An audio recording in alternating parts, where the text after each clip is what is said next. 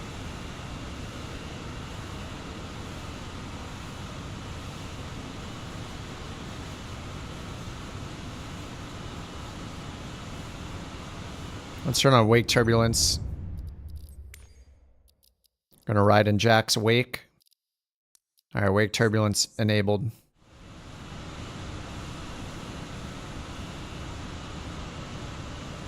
Couch 323 heavy, ready for departure, runway 35 left. Couch tree 23 heavy, DFW tower, wind 025 at 11, or nav to Haskell, runway tree 5 left. Oh, there we go. Takeoff. Runway 35 left on nav to Haskell, cleared for takeoff. Couch 323 heavy. They gave us RNAV to Haskell. All right, flaps 5.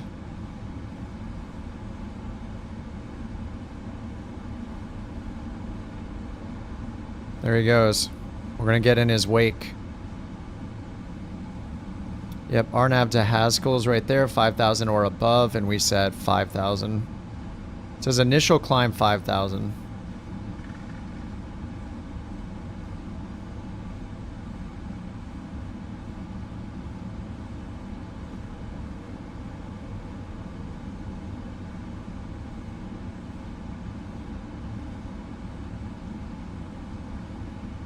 Alright, we're just gonna roll it.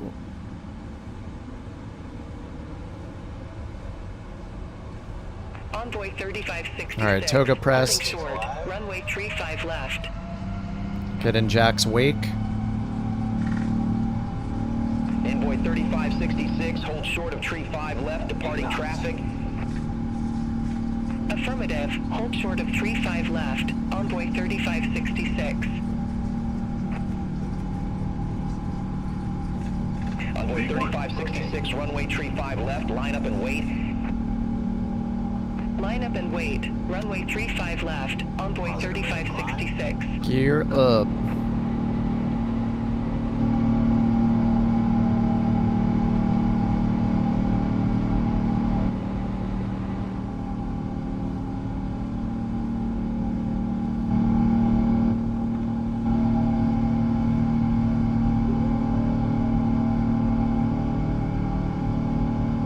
Envoy 3566 DFW tower, wind 025 at 11, or nav to Meckel, runway tree 5 left, cleared for takeoff. Runway tree 5 left. Our NAV to Engine looks like it's coming apart because of frame gen. 3566.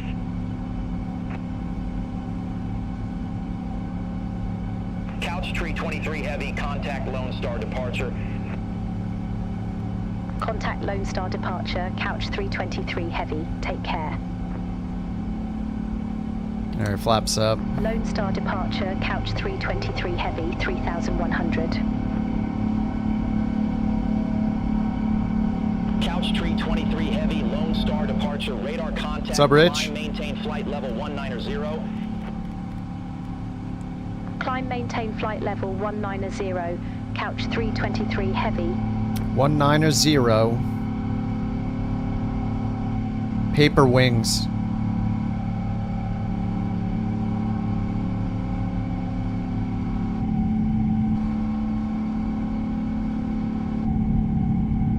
Oh my god, dude. Beautiful.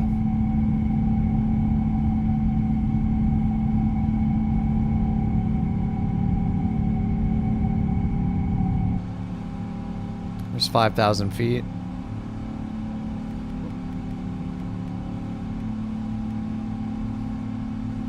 Lone Star departure. Envoy 3566. Poor X-plane. 1,500 feet. Now APU is still running. RIP. Feels bad. 3566 Lone Star departure. Good evening. Radar contact. Climb, maintain 12,000. Climb, maintain 12,000. Envoy 3566.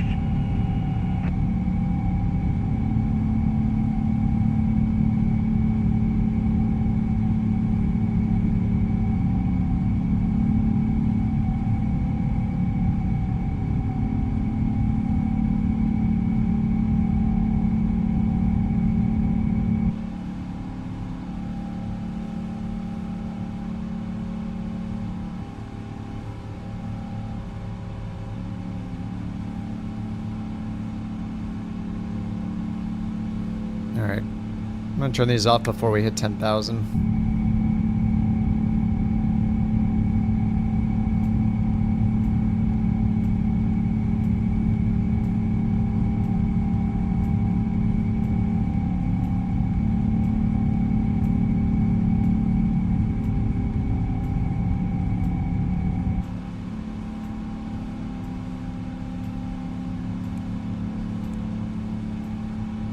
Okay, we're pressurizing. Just making sure we don't have center tank fuel.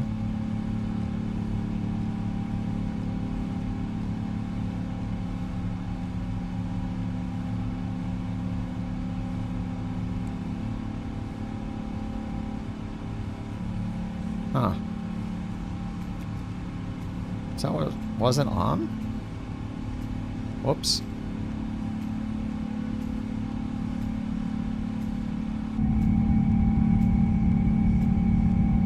Should have turned them off when I parked. Knew I'd forget them.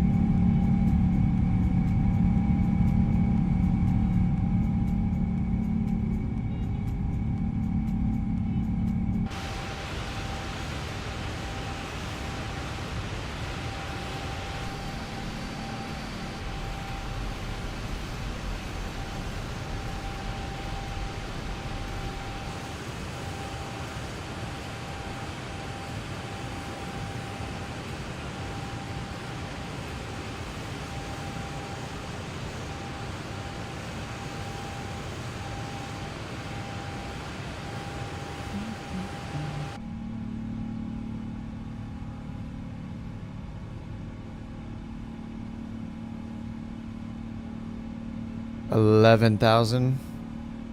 8,000 to go. Lone Star departure. American 1674. 1,500 feet. Alright, we still have 5 failures. We only know of 2 of them. Lone Star departure. Good evening. Radar contact. Cleared direct cues and resume the Acuna 9er. Climb, maintain 17,000 feet. Clear direct cues. Thanks, Mark. This was made by Dan. Climb, maintain 17,000 feet. A Dan Razor production. What's up, Shadow? How you doing?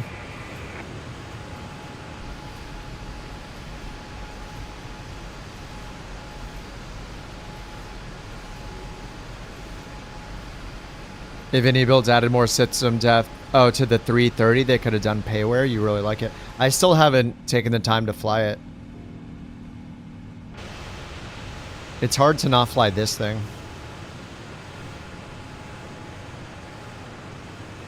I just like flying the Boeings. I don't know. Oh, they're both great. If I had to pick, though, I think I'd pick the Boeing because it's more difficult. More work to do. Maybe not the 777. I mean, the 777's pretty advanced. Even this one, like, I feel like there's a lot of automated stuff in it. I'm excited to get the 737s, though.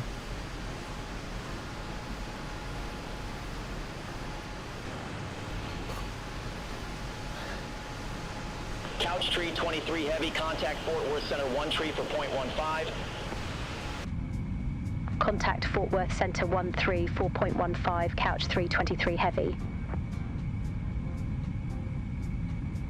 Fort Worth Center, couch 323 heavy, passing 16,600 feet for flight level 190.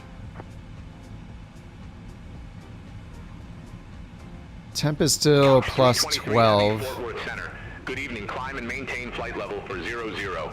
For 00. Climb and maintain flight level for 00, couch 323 heavy. And we're going to climb and maintain for 00. It's 18,000 standard altimeter. Standard. They're all synced. Standard, standard. You can unsync them, it's just convenient. Am I planning to get the max? I have it on 2020, but yeah. Every plane I have on 2020, like when the 737s come out, I'm going to buy all of them. When the freighter comes out for the 777, I'm going to buy it. I'm going to upgrade. The 300 will be... The 777-300 is going to be a free upgrade since I own it already in 2020. Yeah, if the iFly makes it, I'll definitely buy that too. It was great in 2020. If every black square plane is an upgrade, like I just want all the planes that are great in 2020, I'll gladly pay for an upgrade in 2024, 100%. Yeah, absolutely. It sounds like I mean, I don't think we've heard anything from iFly, right? About how it's going. 23 heavy. Contact Fort Worth Center 127.0. Contact Fort Worth Center 127.0, couch 323 heavy. Fort Worth Center, couch 323 heavy, through flight level 205. Oh, they did post a screenshot of it working? Nice. Yeah, I love the iFly and the PMDGs, like they're all awesome to fly.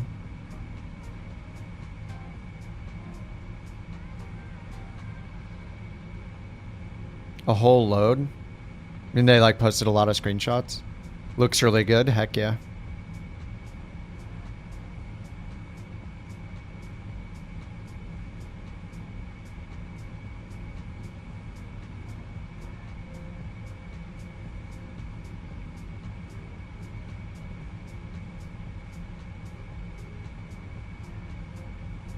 Everyone pay attention to me.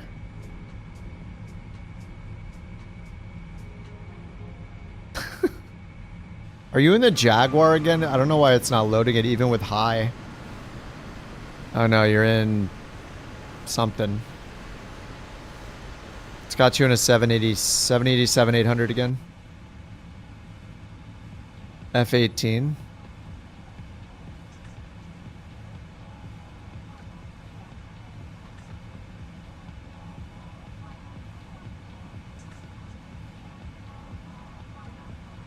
So we're minus 20. We have the right pitot heat's dead. And we're showing the same indicated airspeed, right? 304. So I don't know if the FO side is automatically using the left side, because I don't have alternate turned on here.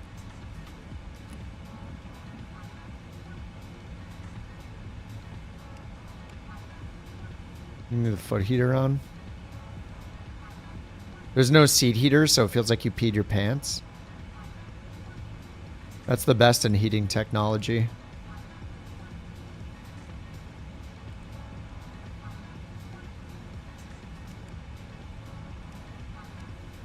It's like we have a discontinuity, so let me fix that.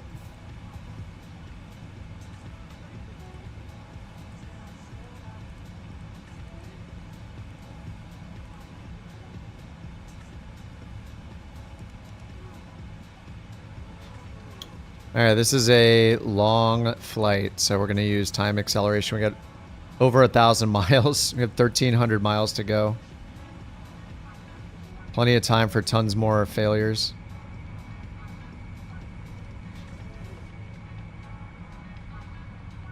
Yeah, Sobo has the F-18 Super Hornet's free for everybody.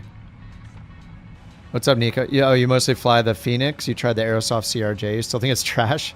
Yeah, it didn't seem to get the best reviews. I mean, I think a lot of us are just like really, really wanting a regional jet. So if that's all you have, at least it's better than nothing. So it's kind of the only option right now in 24. But I still don't have it yet because somehow, however many months it's been, the CRJ still is not in the Flight Sim 24 marketplace. It's super weird. I think they said that it's not up to them or something, like it's Microsoft's holding it back. I have no idea. And maybe they're actually doing QA on it and forcing them to make changes before they'll accept it in the store like they should every product.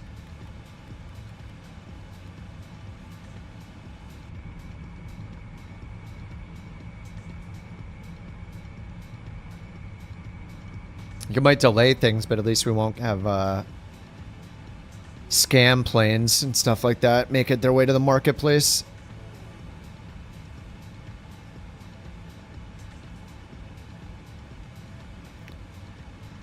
All our lights are good. Seatbelt signs. We're on our descent checklist, so we'll just leave the pressurization up. Almost at 30,000 feet. Got 10,000 more to go.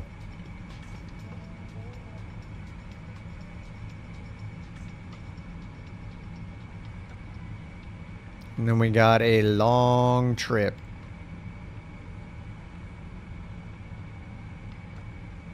Got a ways to go.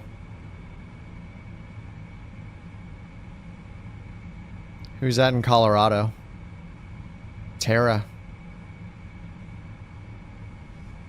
This guy, HJ Man, is coming to DFW right now. I think he's right on our... maybe he's on going to a different waypoint. Cruising at 33.6. That's GPS altitude. Actually, maybe it's calibrated. What's the difference? Is that baro calibrated? Or compensated? I'm not sure. Anyway, GPS, we're at 30.5. There's no injector. It's not like we're going to see him. Maybe someday there'll be an Elevate X injector. Contact Fort Worth Center 133.5. Contact Fort Worth Center 133.5, Alaska 589. I don't like seeing the glitches, but I also love having frame gen on, so just use like these views.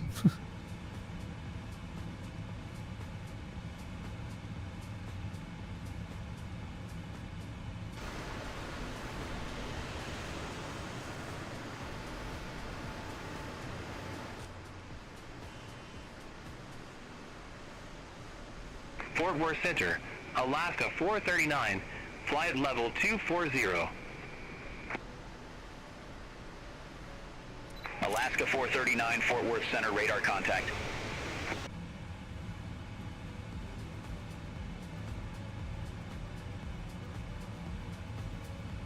Potential for failures is looming. It's gonna happen. 23 heavy, contact Fort Worth Center 133.5.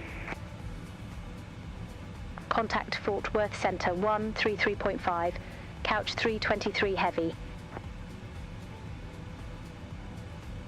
Fort Worth Center, couch 323, heavy climbing flight level 320 for flight level 400 direct Hudad.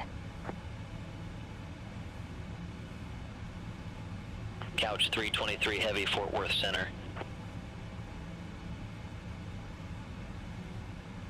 Hudad. Hudat? Hudad. Got ganked by your 5-year-old at takeoff? I'm still on real time for now, Austin. But yeah, I usually wait till I get to top of climb and then I'll just accelerate the cruise and then 100 miles from TOD, turn it back to real time.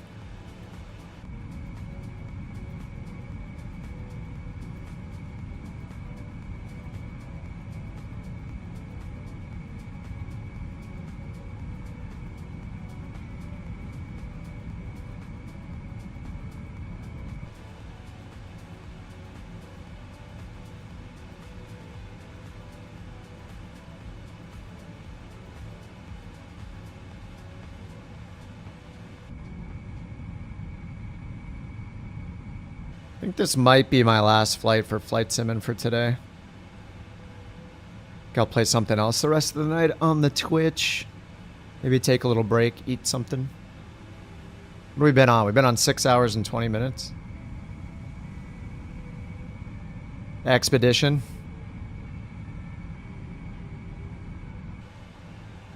I feel like I'm kind of in more of a Tarkov mood. I need to have some action. Maybe Tarkov. Need some butt-clenching moments in Tarkov, maybe.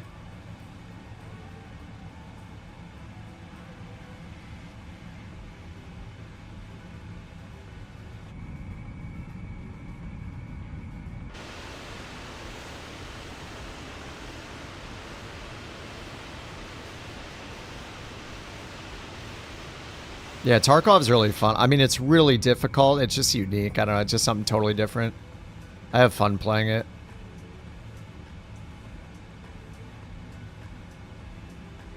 I mean, there's so much to learn. The games that I stick with for long term are the games that are hard to learn. Like I like playing, you know, casual games too, like of course, but I played Dota for like 6,000 plus hours over the last 10 years or something. That game is impossible to learn, and it always gets me going back to it because it's so like frustratingly difficult and always changing. And you know, Flight Sim is like also very difficult. There's so much to learn in Flight Sim and about every plane and about weather. And I mean, I feel like out of like a 100 ranking, I feel like I have like a 15 understanding in Flight Sim, like of everything you can possibly learn about like weather and systems and failures and each individual plane. Like maybe 15's being generous out of 100. Like there's just so much to learn, and you don't know what you don't know. So there's so many things that I have no idea I need to learn still. You know, I just have like an intermediate level where I can get from point A to point B. I know how to use some computers, you know, I know how to use ATC, the basics, like that's about it. And it's just like, that's why it's fun to keep coming back to over and over again. And then I feel like Tarkov or Destiny was the same way for me. I played that about 1600 hours over about a year or so. And that game kept me going back because there was so much to learn, all the mechanics for every raid and builds and coordinating with your teammates, doing dungeons and raids, learning all the puzzles. Like that game is incredible. It's kind of gone downhill since then, but.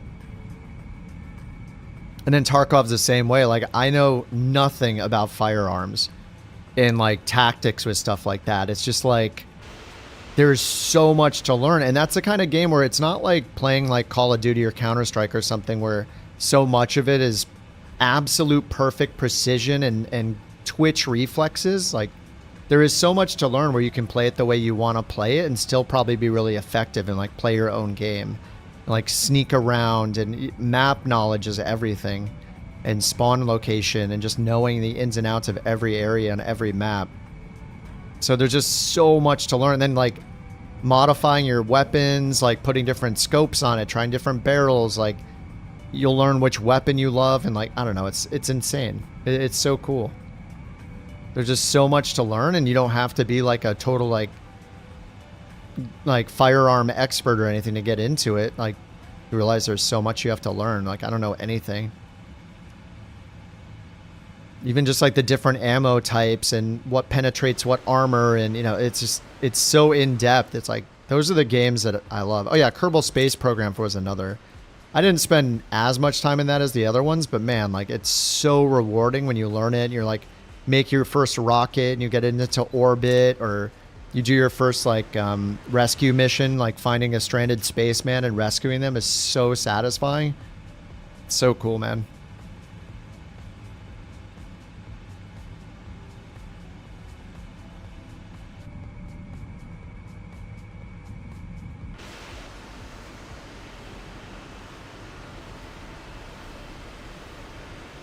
Yeah, I had that conversation with somebody earlier. You don't know what you don't know. Yeah, you need somebody else to tell you. Like the things you don't know, you don't even know you need to know them. You don't even know that you don't know them. Without the help of other people, you won't even know. Like Factory Builders. I played Satisfactory. Me and my brother played like over 100 hours of Satisfactory. We got to like nuclear stuff, and once we got to that point, we were just a little tired of the repetition, but we had a lot of fun getting to that point. Yeah, it was Satisfactory is incredible. Factorio, I also tried that several times. I'm not good at it, and it's definitely challenging. It didn't capture me the way that Satisfactory did, but I still think it's a cool game.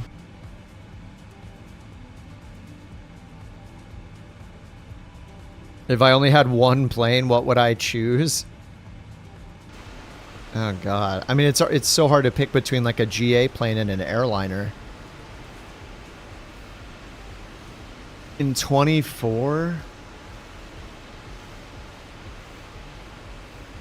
The problem is I love doing GA stuff as much as I love doing airliner stuff. I think I would probably pick an airliner, honestly, because GA is fun, but if you want to explore the whole world and you only have one plane, the airliner makes it more possible to get to further and further locations. So if I just had a GA plane, it would take me like months to get out there. I think it's so hard to pick between GA. It's so hard to pick between GA and airliners. If I split it up, if I could have, I mean, one airliner right now, I mean, I would still keep the Phoenix, probably the 319. I like the smaller one, so.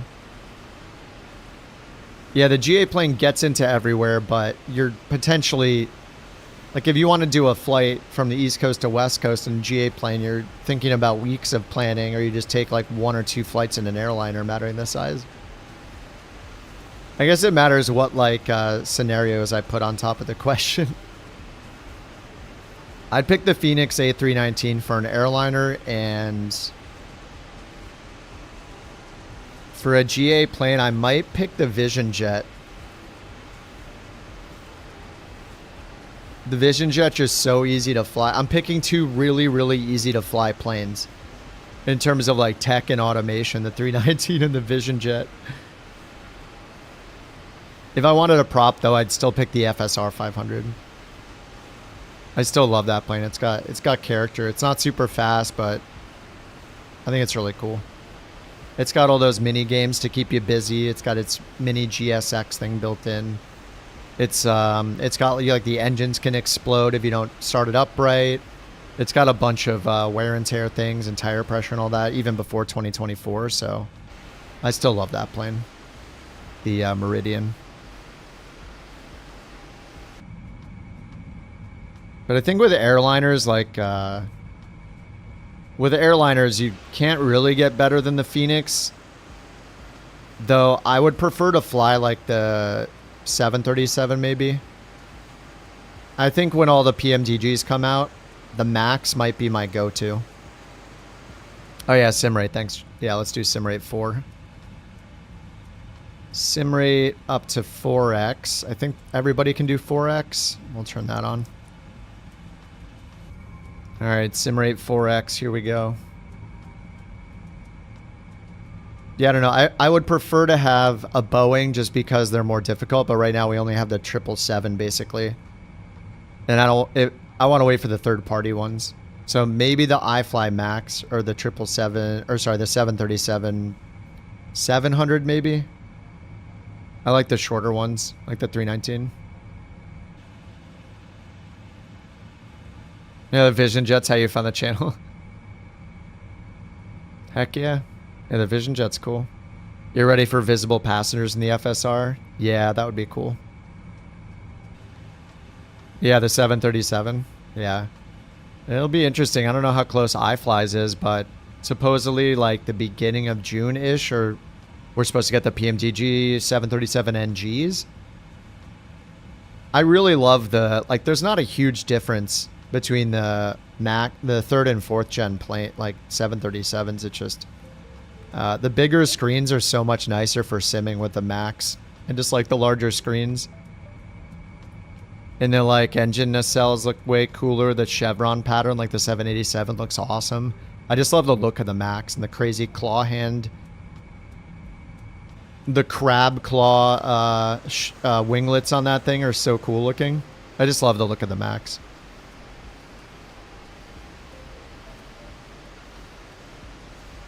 What's up, Rex? How you doing?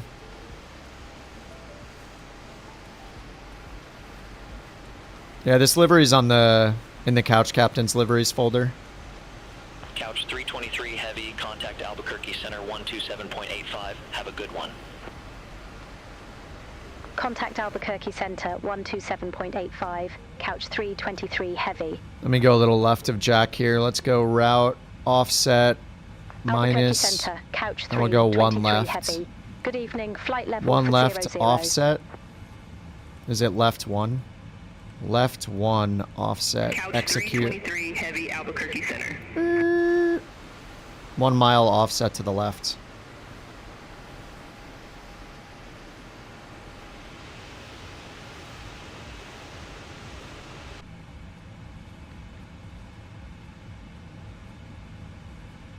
A320 V2 any builds liveries. I don't think there are yet.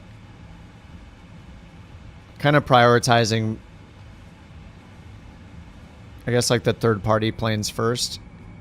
So Dan has made the A321, 320, and he's working on the 319, and now he's got one for the 777.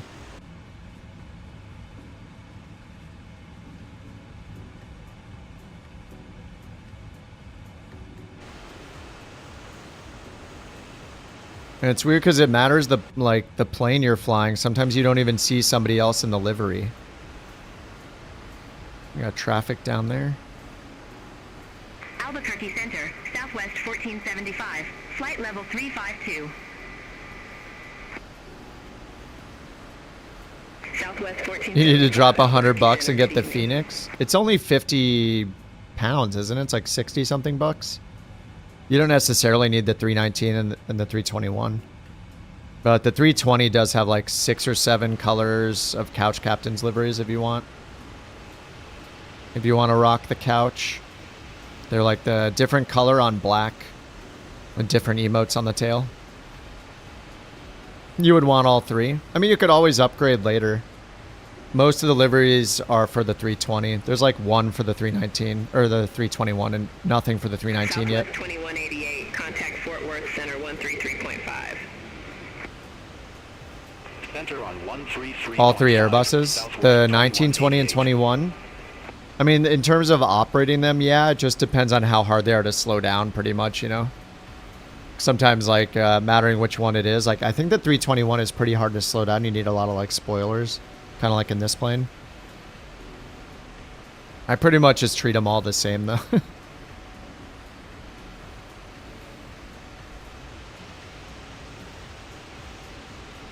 We're getting the 4X tail shake. Oh, this needs a beat. Albuquerque Center, United 366. Good evening. Flight level 290. Oh, there we go. United 366, Albuquerque Center, radar contact. Shake it.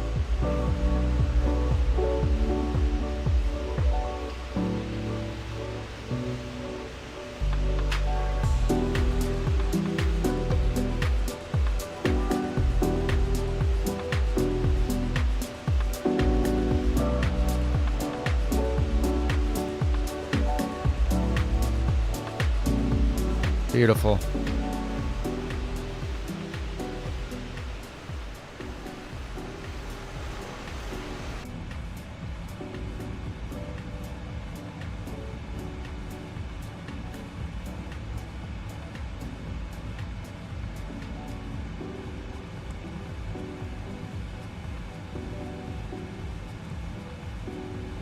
We have 1,080 miles to go still.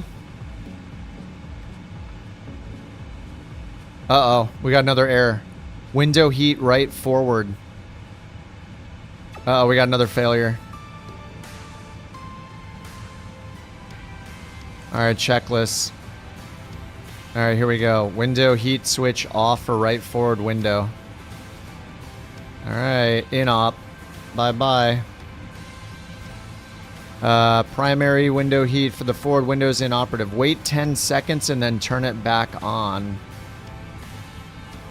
Okay, and then see if it blanks out. It's been 10 seconds. Forward right back on. Still in-op. Does not blank out. Alright, turn it off. Continued. Okay, checklist complete. Wait, it says 2. The window is defogged by the backup system. Alright. Checklist complete.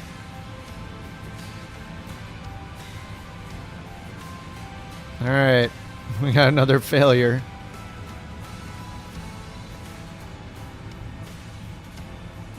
See how many total failures we have now.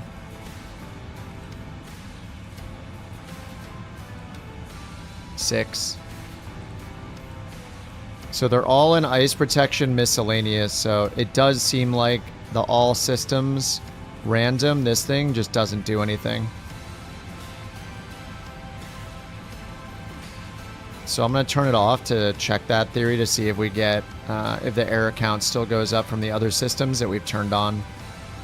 Ice protection, miscellaneous, and doors are the 3 that are on. This one is only on 1. The other ones are on more than that. I think they're on 10 each. One's on 10, one's on like 16 or something.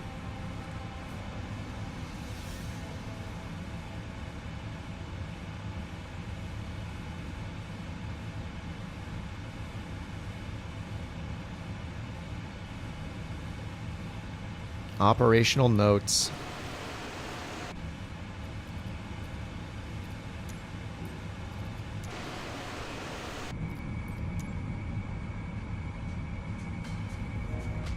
They really need to add a shortcut to get to your fixed camera. Like, I don't know how they don't have one.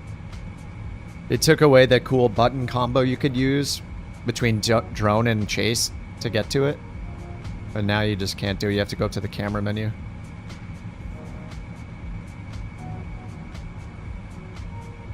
Do I recommend the 319, 321? I mean, it's kind of like any other variant question. Like, if you have the 320, if you want the 19 and 21, you can. They're going to be slightly different than the 320. So you just have to ask if you're going to fly them and if it's worth the money. It's the same thing with what people complain about these planes. It's like, if you already have the 300 ER, well, there's a 200 ER. Do you want the 200 ER? It's going to be a variant of the 777, so it's going to be slightly different than the 300 ER in some ways. Engines, power, takeoff weight, whatever, length, pax count. So is it worth the money, and are you going to fly it? If the answer is yes, then buy it. Otherwise, don't. Yeah, I mean, it's a... I like the 319 just because it's a little shorter than the 320, and I think it's fun. 132.8, couch just a little smaller. Heavy. Feels a little more agile, but... Albuquerque Center, I mean, I think you're just fine just getting the 320. Good afternoon. It's not so drastically different that it's like, oh my god, it's life-changing. The 319 is so insanely different than the 320, I must have it. It's like not that different.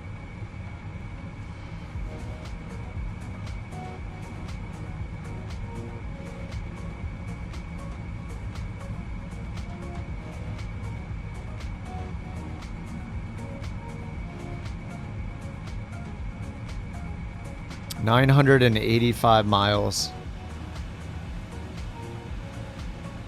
Alright, so in 4x speed, that gives us, you know, it's going to feel like 250 miles or so.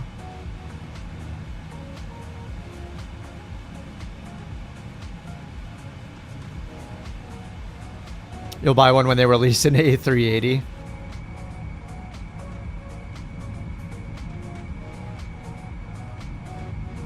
Yeah.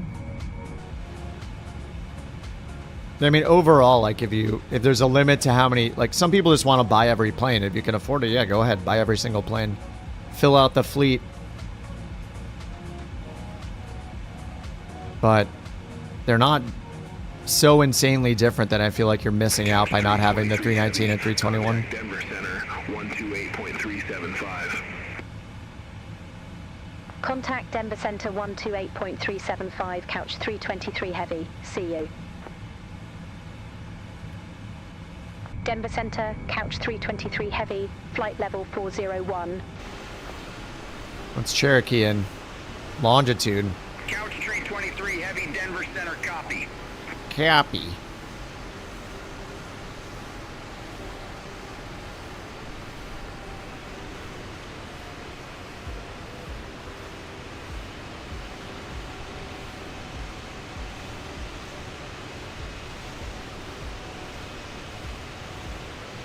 Just taking off. 16x speed.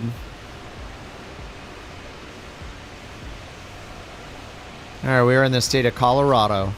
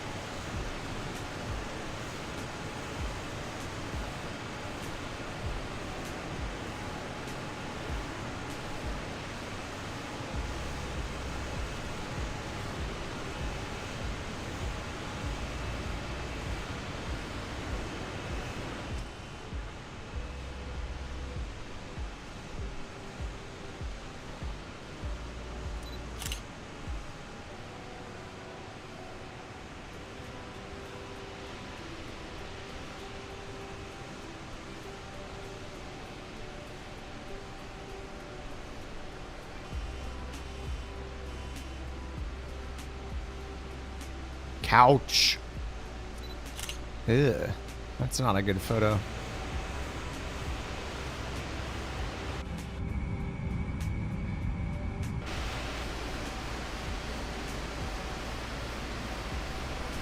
Here, I'll turn off frame gen so we can look at the engines.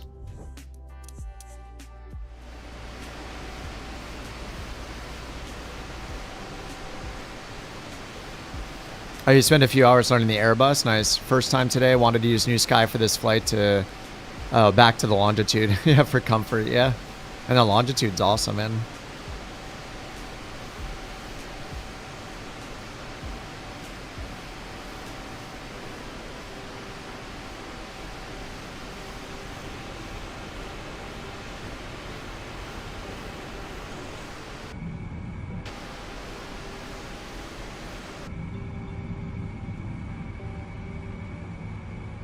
There we go. Now we can look at the engines normally.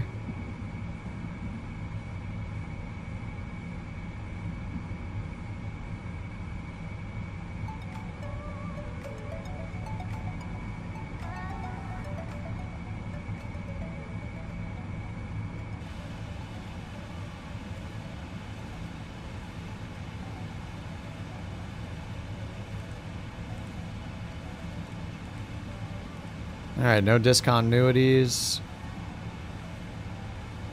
No new messages on the ECAS, ICAS, ECAS.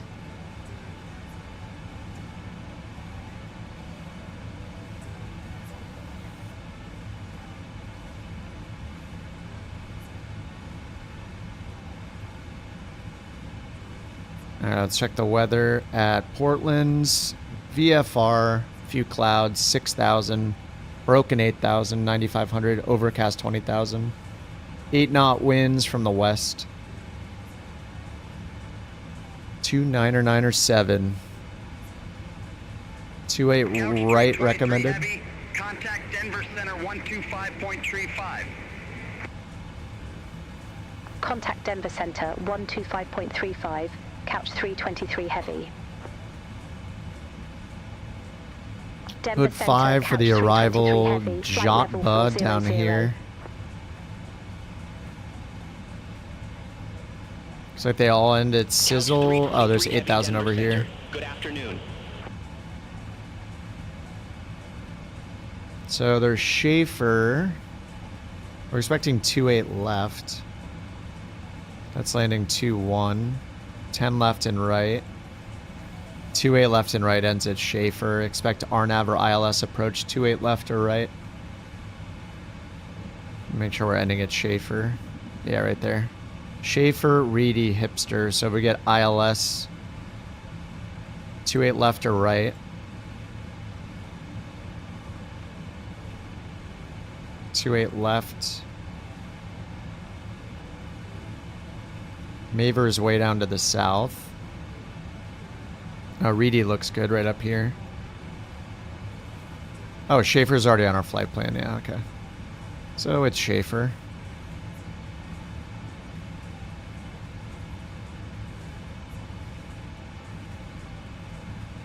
So right up here, Schaefer, 6,700 to Hipster.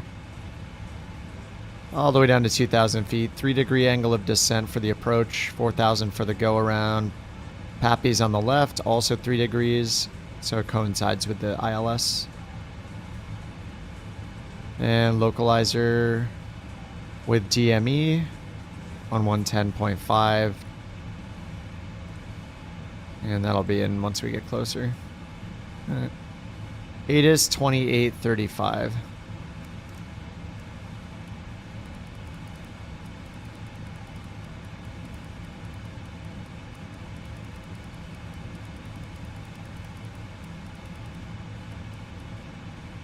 Alright, there we go.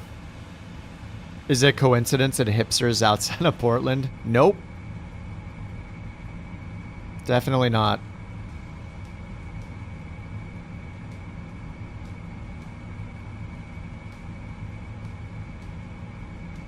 Couch 323 heavy. Contact Denver Center 125.675. Contact Denver Center 125.675, couch 323 heavy. Denver Center, Couch 323 Heavy, flight level 400.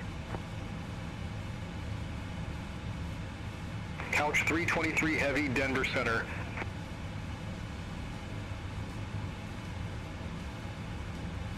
How's our speed looking? 833.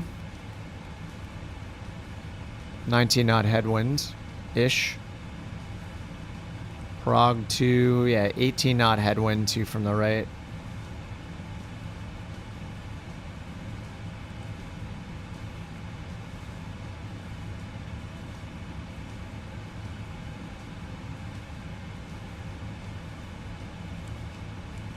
Couch 323 Heavy, contact Denver Center 134.5. Center on 134.5, Couch 323 Heavy. 308 miles until we get Denver to Center, KU75M. 401. I gotta look up what these waypoint formats are again. I forget what they are. Couch 323 Heavy, Denver Center. What are they called?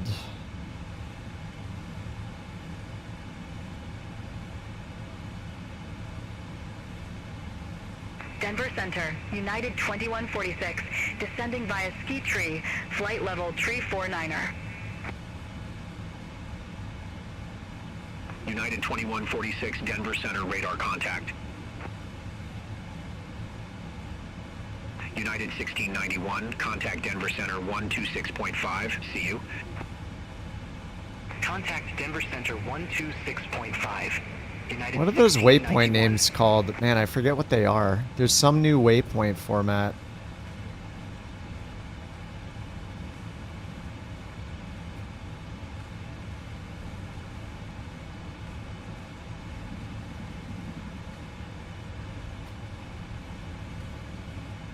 SkyWest 3290, contact Denver Center 127.55.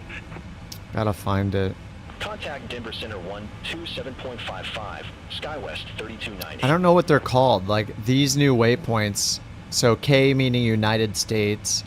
U, I think like the U and the 75 have to do with, one of them is a letter for latitude or longitude and the other one's for the opposite, I think. And then there's another letter for like the region.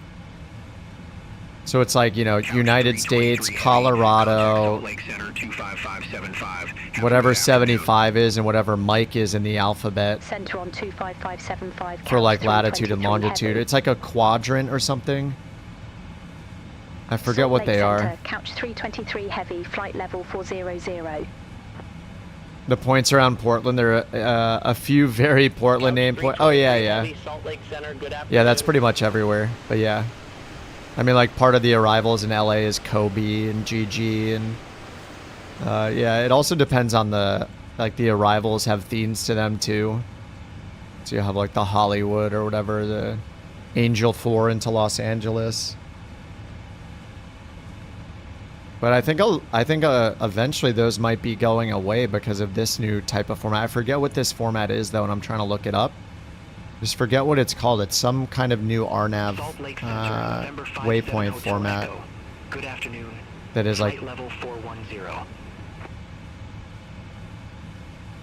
November 57 Hotel Echo, Salt Lake Center, radar contact.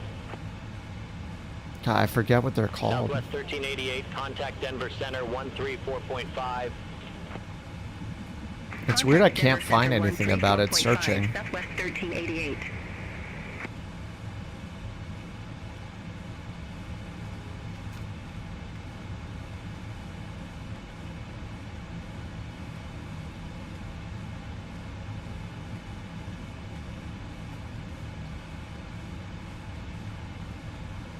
Spirit Wing 1654, Salt Lake Center, expect pit 1, runway 17. Oh, I found it, I found it. Runway 17, Spirit Wing 1654. Here we go. Somebody on Stack Exchange answered it. It is the High Altitude Redesign Program, only for flights above level 390, and only in certain RTACs in the US. Here it is. Yeah, it is. The FIR, so that's going to be the country, basically. The center identifier, so right now, I mean, we have a similar one right here, KU, so it's United States, U is Salt Lake Center, which is right up here. Okay, so it's the center, and then 75 at M is the latitude and the longitude. Center 124.2, take care. Center on 124.2. So the line of latitude and then longitude's in a letter. You can see them spanning the bottom, the lines of longitude. Salt Lake Center, southwest 8510, flight level tree. So you can figure out where you are just by the waypoint name. So you have United States, Salt Lake City, 75 latitude. So we find 75 latitude, and then up here. And then M longitude is right over here, so we follow that up. Here's M75, KU 75M is like right there, smack in the middle of Salt Lake Center's territory. Couch 323 heavy.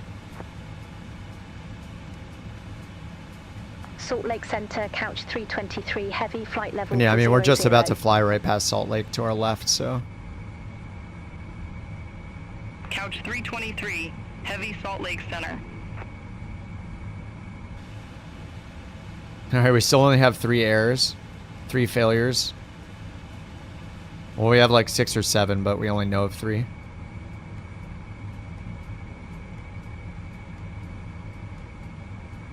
You're in 8X? Yeah, I'm only in 4X.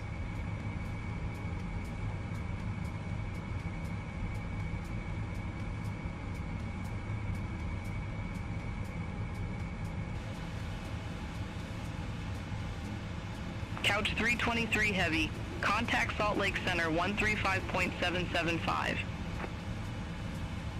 Center on 135.775, couch 323 heavy. Salt Lake Center, couch 323 heavy. Good afternoon, flight level for 00. Alright, so we'll get down to Couch 323 heavy, Salt Lake Center. 6,700 at Schaefer.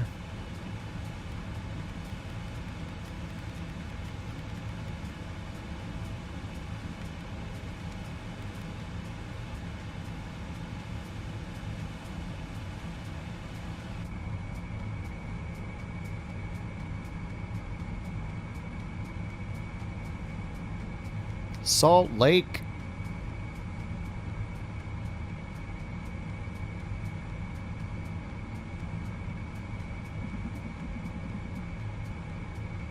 Yeah, with the waypoints, it's kind of fun, like flying. Well, I feel dumb when I'm flying around and I have no idea what the references to the waypoints are when they're all clearly themed, like on an arrival. So I'm just like, I don't know what that is.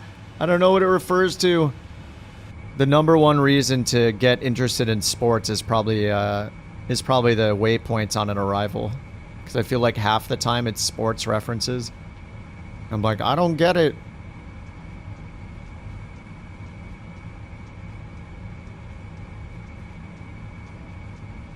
Sports.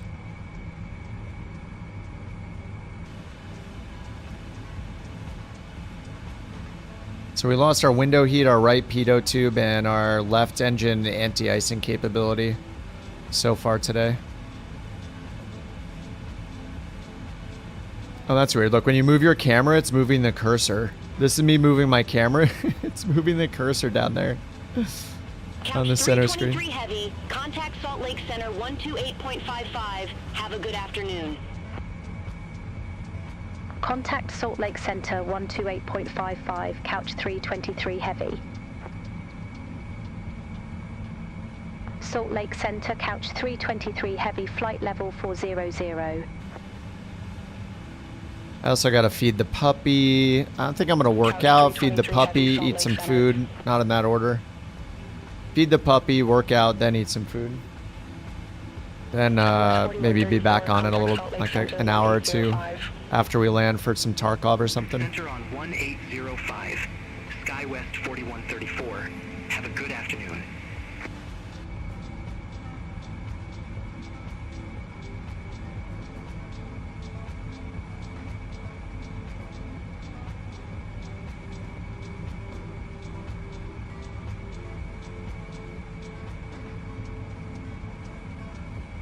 Couch 323 heavy, contact Salt Lake Center 118.05. Have a good afternoon. All right, 40 Central miles to this waypoint. 118.05, couch 323 heavy. Salt Lake Center, couch 323 heavy, flight level 400. Couch 323 heavy, Salt Lake Center.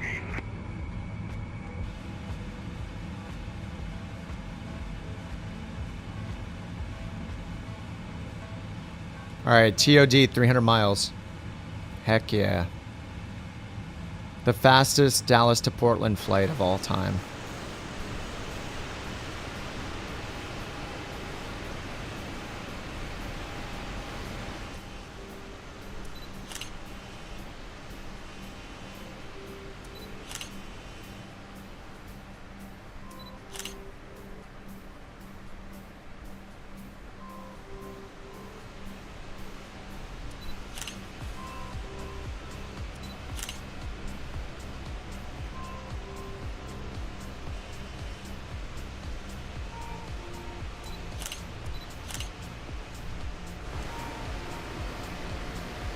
New sky money.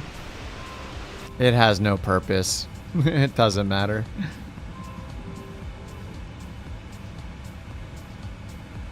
Gonna make it, JT?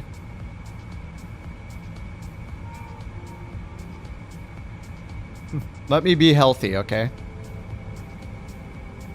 Let me exercise, take a shower, eat some food, feed the dog. I'll be back later.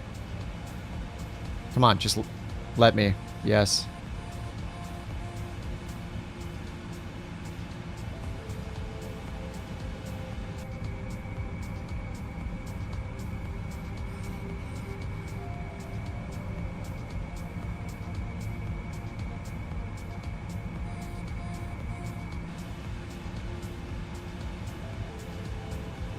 All right, 267 miles.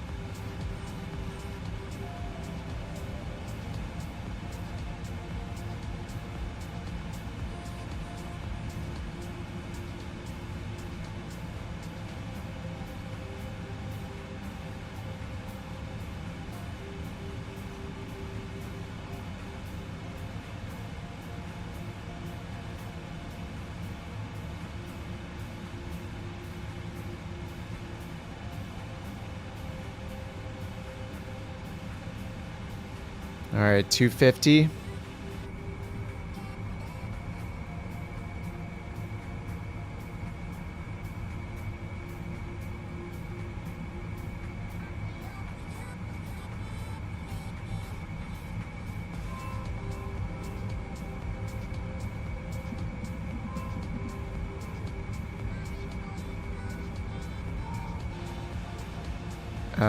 What's that rumbling sound?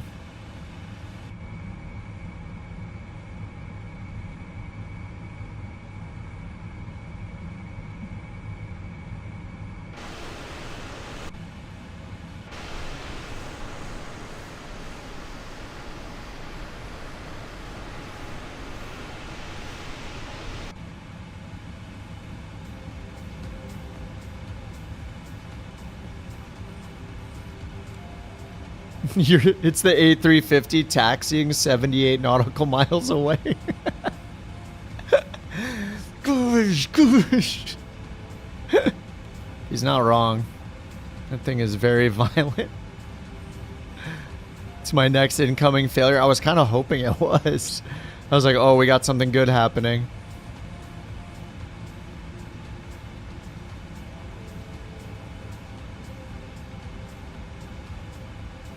X almost killed you. That is what happens.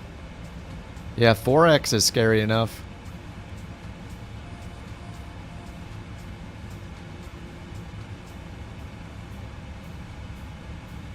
All right, we're 200 miles out. TOD coming soon. 193 till TOD.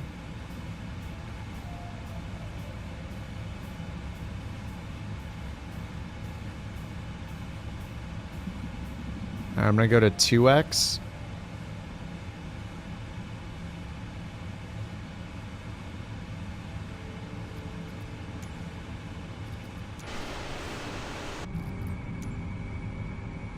2x speed. I'll use the restroom before TOD. Be right back.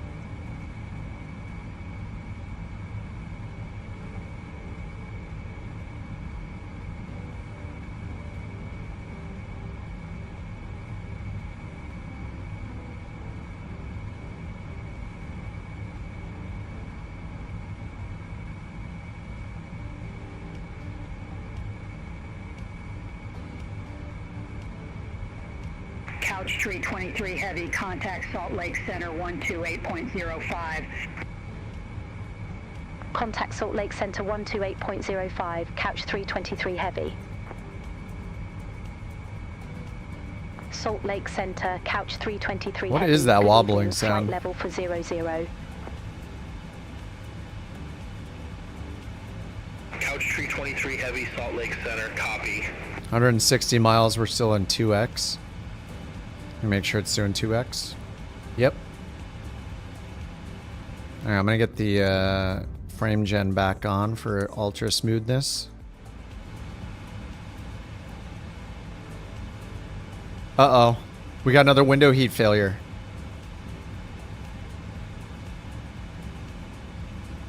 Now it just says window heat instead of window heat forward. Alright, I guess I gotta turn this one off too. Now let's go look at window heat on normal. Anti-ice, window heat. 2 or more window heats are off. Yeah, I guess that's true. Alright. Well, the last time it had me turn it off and back on, so let's see if it turns back on when I turn the side one on.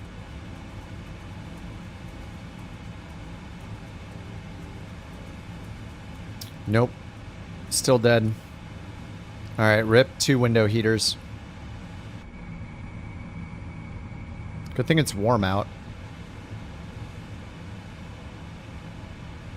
I don't think we're running into any icing conditions, so...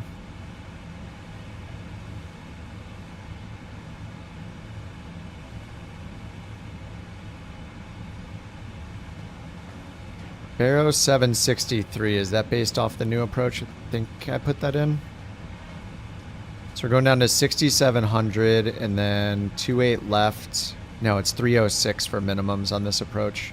Portland ILS 28 left. 306. Let's put it in down here. Menu. EFIS on. EFIS. 306. Set. Menu. EFIS off. 131 miles till TOD. See if we can get the ATIS, and I think I tuned it earlier. Too far. 2835 for ATIS. Yeah, that's the right frequency.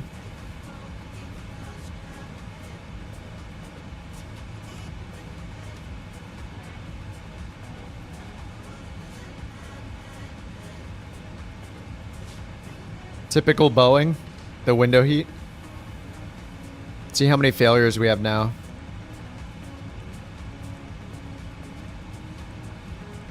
Nine failures with only 3 ICAS messages. 16,700. Typical with the amount of failures. I turned on a lot of failures. Air 2122, Salt Lake Center. But it's only in air. It's only in air conditioning. I mean, if they just fix it, if they just fix the bug, where I can use the all, it's going to be a lot more fun when all of the errors are possible. But If you go in here and go to failures, all systems, random, this does not work. We put it at the maximum value and it wasn't triggering anything. So all they have to do is fix the random failures for all systems and it'll be a good time. Right now I'm only getting them in either doors. It's enabled very lightly for doors and then higher for ice protection and miscellaneous. So yeah, they just need to fix that bug, I guess. All right, 105 till TOD. Manually set it for every system? Yes.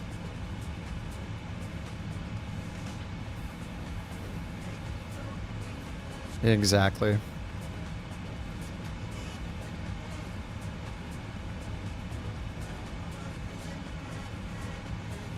I think I already have our altitude. Yeah, we got 6,700 set for Schaefer. We'll see if we still get runway 28 left or not. The weather says 28 right and 28 left are still recommended. 28 left is longer. Runway 28 right. Horizon Air 2122.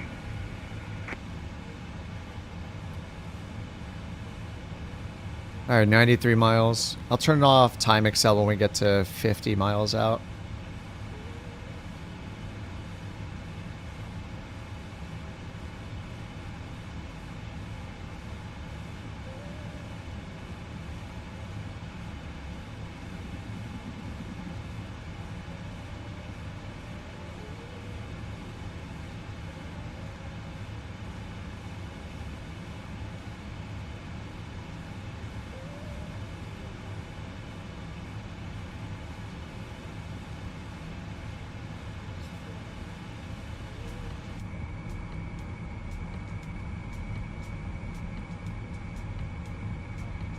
What's up, Givens? How you doing?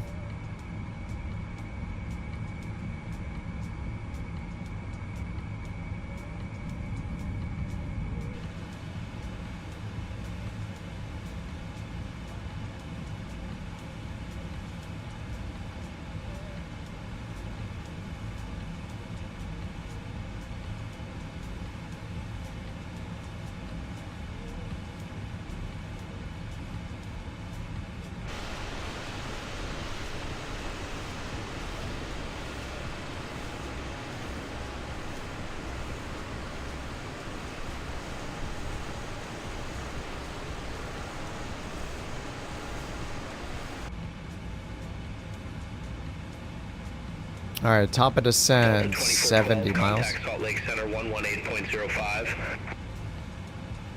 Center on 118.05. Delta 2412. Have a good afternoon.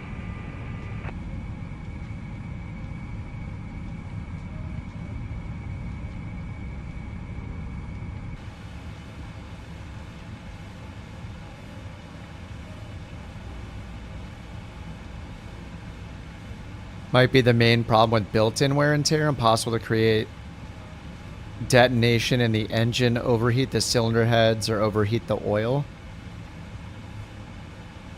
Even at 140 degrees, it's going to be hard to actually damage them.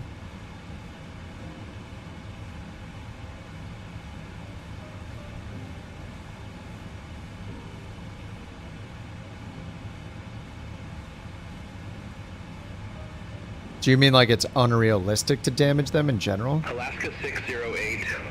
Contact Salt Lake Center 132. You're at 100% throttle, you can't get it past 80% of max temp. Do you think this is a sim problem, or like in the real world it would be hard to damage them?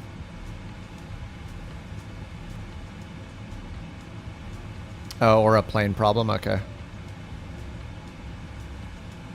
Alright, so the ILS just showed up here with 50 till TOD. Let's turn off accelerate, back to real time. Alright, it's got 110.5283. 3225, Allegiant 2322. Have a good afternoon. 110.5283, 2000 at Adam. Everything's connected for us because we're connecting at Schaefer for the initial approach fix, so I'm just going to bring this all the way down to the to our bottom altitude here at 2000 at Adam. Couch Tree 23 Heavy, contact Seattle Center 128.15. Center on 128.15, couch 323 heavy. Take care. Seattle Center. All right, and then couch decision 323 altitude heavy, 306. flight I have level in 000. right here, 306. Couch 323 heavy, Seattle Center. Note 2 at Schaefer says max of 210 knots. Schaefer, 210, we have that. Okay. And RNAV 1 GPS required, mandatory 6700 at Schaefer.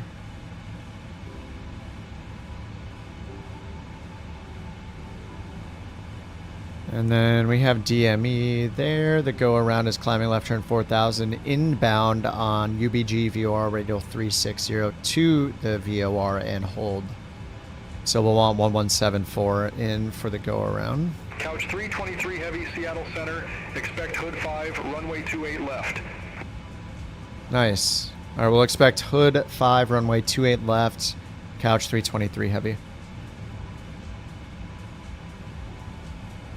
All right, and then the go around is over here to Newburgh VOR 180 course, 360 radial. So we'll put in 180 for the course down here. All right, top of descent 32 miles.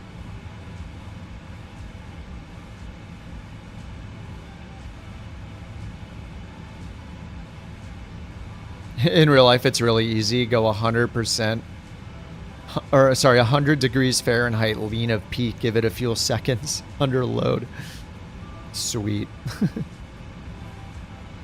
Horizon Air 2396. Yeah, I guess they just did kind of the minimum to get some sort of wear and tear in there, but they haven't implemented really detailed stuff for all the different possible failures and what would cause them. Like, pretty much it just has timers for everything, right? And then even the oil and all that.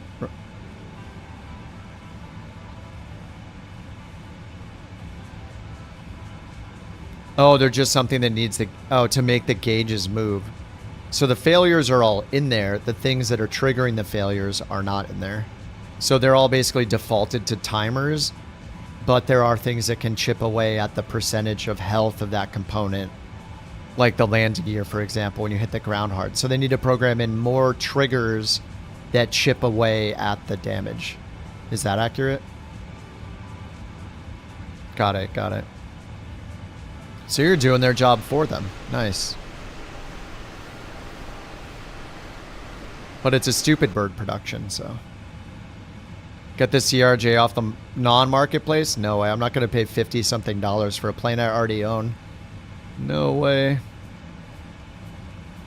I already have the marketplace release, so I'm just waiting for them to put it on 24. Then I'll have it. I want you to be able to melt your pistons. Yeah, exactly. Couch 323 heavy. Descend via hood 5 arrival. Portland landing runway 28 Nice. left. Altimeter 2996. 2996. All right, descend via hood 5 arrival. Portland landing runway 28 left. Altimeter 2996. Couch 323 heavy. All right, descend via. So we're going to do that in 15 miles. And we got our descent checklist. This has actually been really fun having the random failures on. I like it. It's way more interesting. Air Canada for 777. Let me look.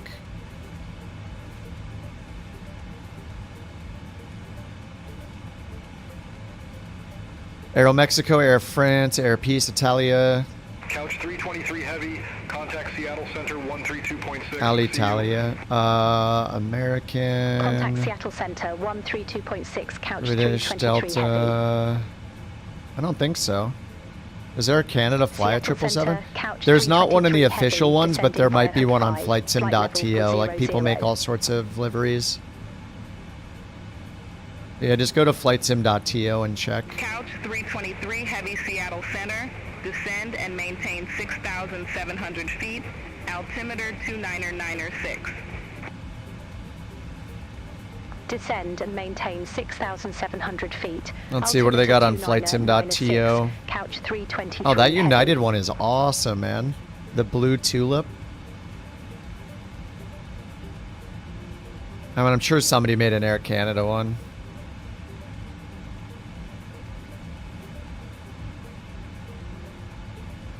There's gotta be one in here. There are so many. There's a lot for 2020 that aren't in 2024 yet.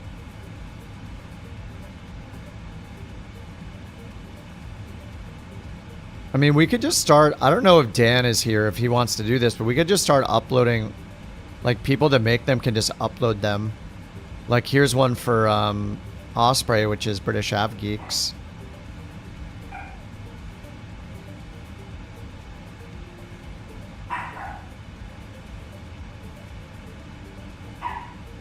Anyway, just just browse flightsim.to, see if you can find one.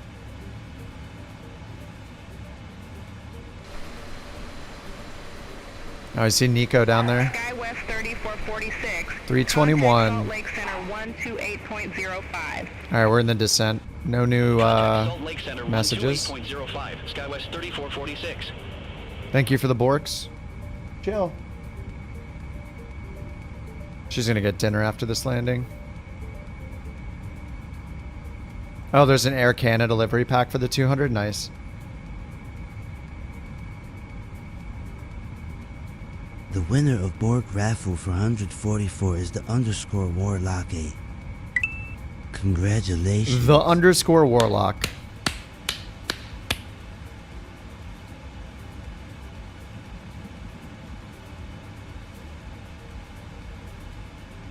Air Canada. Warlock over on the Twitch channel said that there's an Air Canada livery pack. I mean, just search for Air Canada and then browse through it and find the 777 one. I assume he means it's on flightsim.to because I don't see it in the official liveries.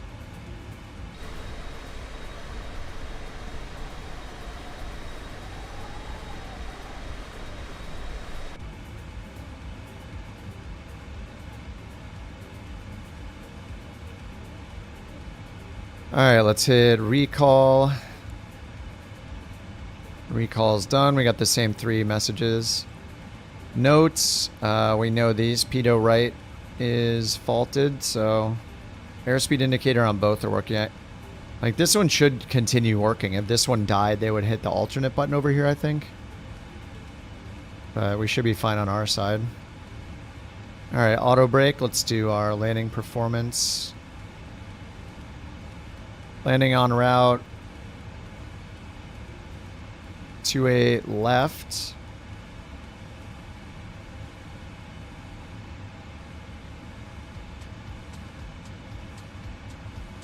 Okay. Maybe we can do auto brakes 2, flaps 25. We can do auto brakes 1, it feels like. Let's check the airport diagram. Landing on 28 left. Yeah, we can go... It'd be nice to go a little less than halfway. Or maybe a little more. If we can get off at Bravo 3, that'd be awesome. So our brake to vacate would be nice. So there's Bravo 3. Can I... Is there a way for me to look? Can I just find the exact turnoff distances? Right? Runway 28 left. Does it give us any turnoff info? No. Mountainous terrain.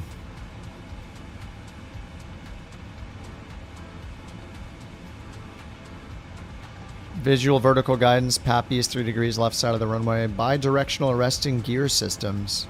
Oh. Simultaneous approaches may be conducted.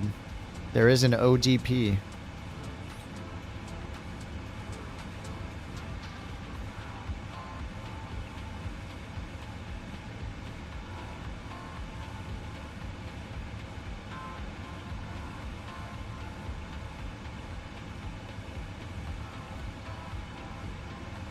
So it's 11,000 foot runway. I wish there were little markers that, like, I wish there was a way to show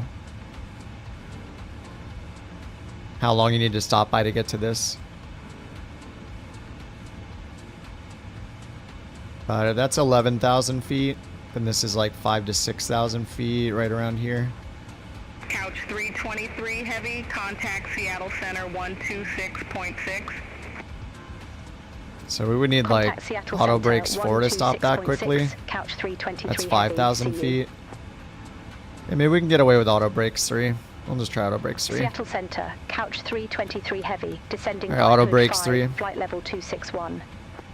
Deliveries, you put it in your community folder. Couch Tree 23 Heavy, Seattle Center, copy. The easiest way to find your community folder if you're in Flight Sim 24 is to go from the main menu, click on Marketplace. Quiet.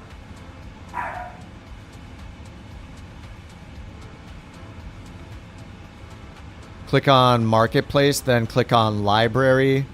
Then in the very top right of the library screen, there's a little tiny gear icon. If you click that, there'll be a button in there that says Open Community Folder or something like that. That'll open it in your Windows Explorer window, and then you can just go up one folder from there and then pin that community folder to your sidebar of your Windows Explorer, just so you always have it there. And what you'll do is when you download delivery, pretty much everything you download from flightsim.to is going to be in a zip file. You'll double click to open the zip file, and then you want to drag the stuff from inside the zip file and put that in your community folder. Do not put the zip file in the community folder. Alaska 1184, Seattle Center, radar contact. Oh, end of offset. Nice. Oh, it automatically undid the offset? Oh, no, maybe it didn't. Climb to flight level 370. All right, let me delete. 1184. That's cool. It said end of offset.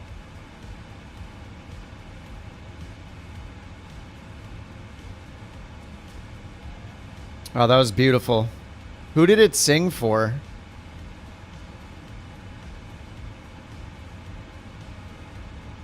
For Maddie. All right, auto brakes on 3. Landing data, VREF, and minimums. Let's hit init ref. Do flaps 25.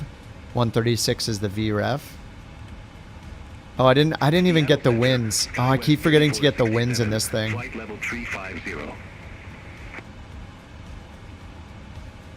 SkyWest 3467, Seattle Center, radar contact.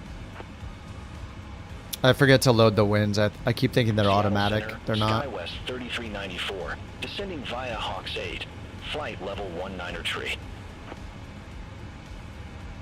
So we got the landing data in. 3394, Seattle Center, copy. And approach briefing, we're set up for the 28 left.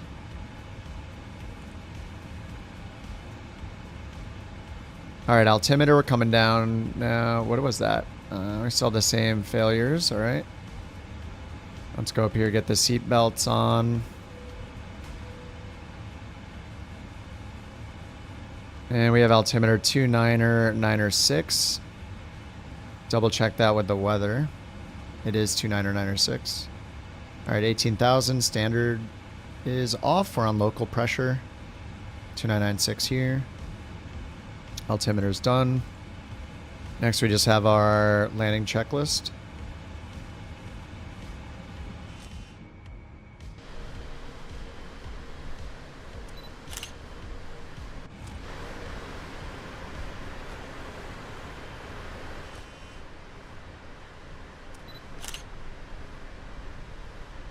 Seattle Center, SkyWest 3713. Good afternoon.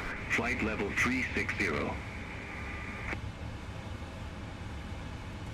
SkyWest 3713, Seattle Center.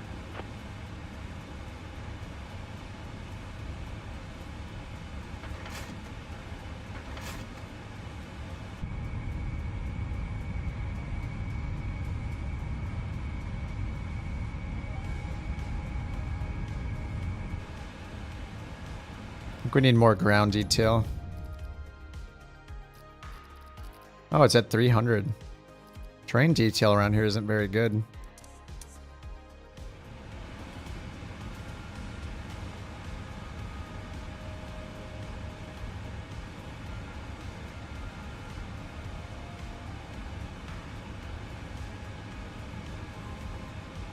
It's 5,100 feet. Did you like draw it out on Google Maps measure or something, 101?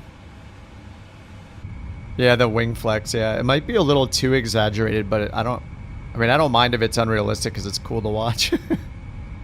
You did it on Google? Nice, thanks. 5,100 feet. So I think maybe auto brakes. Yeah, this is 59. I would need auto brakes 4. Alright, let's try auto brakes 4. Yeah, the lighting looks so good right now.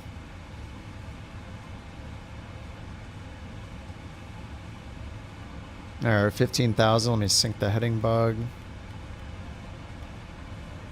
No new iCast messages.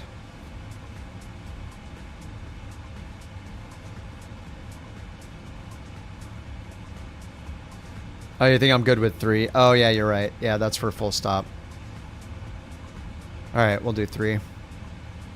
Alright, auto brakes 3. Good point, good point.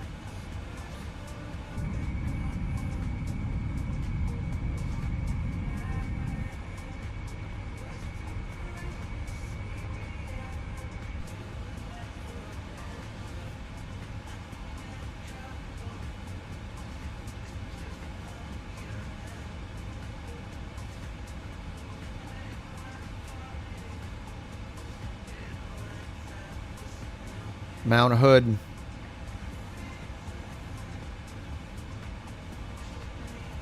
Blurry Mount Hood. Oh, I have photogrammetry off. That's why it probably looks bad. Center on 128.15, Delta 24. Yeah, I'm gonna turn it on. Have a good one. Hopefully it doesn't take 45 minutes. Like, I wish they would just give us photogrammetry buildings, photogrammetry terrain, 2 checkboxes. So I can leave buildings off forever and just leave terrain on.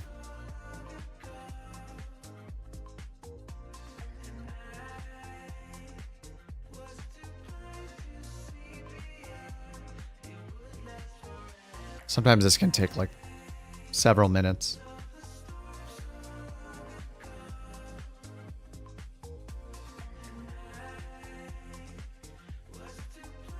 Come on, apply those settings.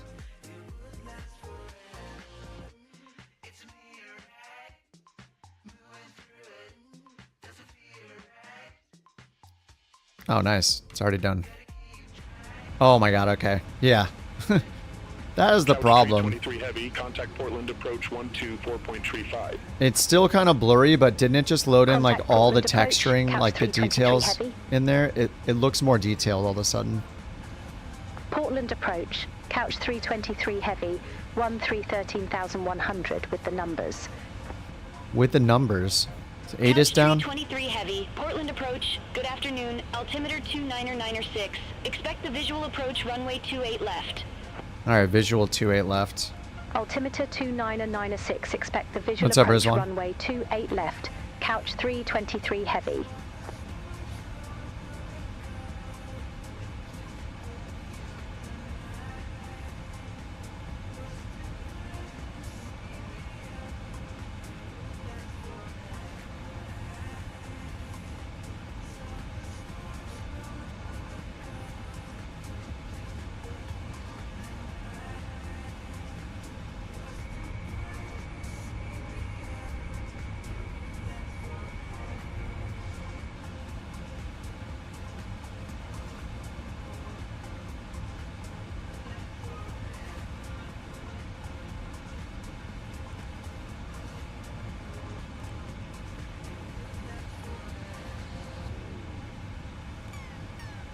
No way. Is that the 3rd time today?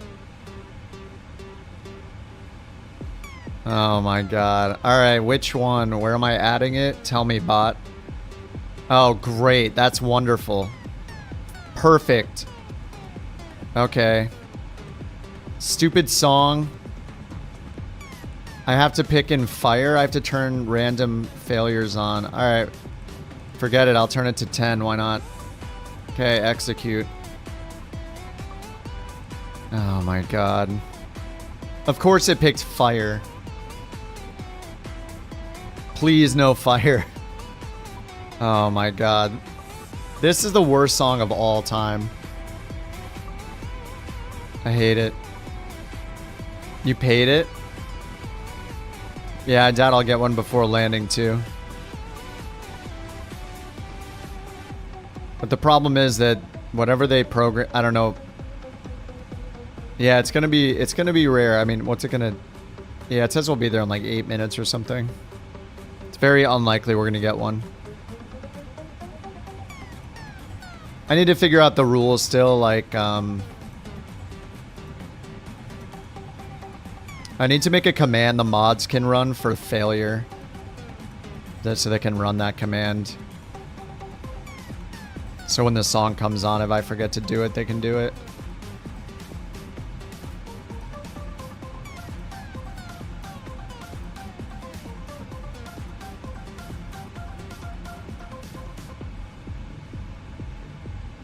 Alright, there's an exclamation failure now. Just for the mods.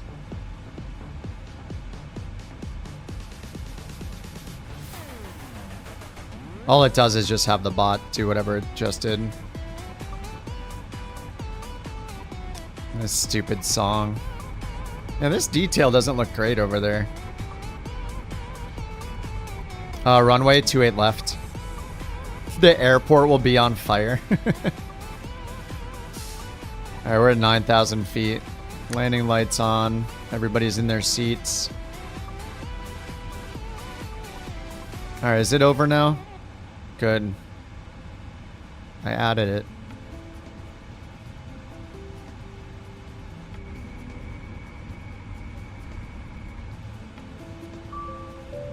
Cabin ready. Okay, good. Portland approach, United 1561. How do I reply to the cabin ready? Do I click call? I don't know how to get rid of the... It just says cabin ready. It looks like there's something I need to do. Altimeter 29906, expect the visual approach runway 28 left. Altimeter 29906, expect the visual approach runway 28 left, United 1561. Yes, Mount Hood to the left. Oh, you see it? You're getting close then. Yeah, worst song ever. I hate it. You're playing 2020 doing a flight when approach landing controls weren't responding to your yoke. What plane were you in? So, was anything responding? Was your throttle responding? If all of a sudden none of the screens and none of the controls work, it's probably a WASM crash.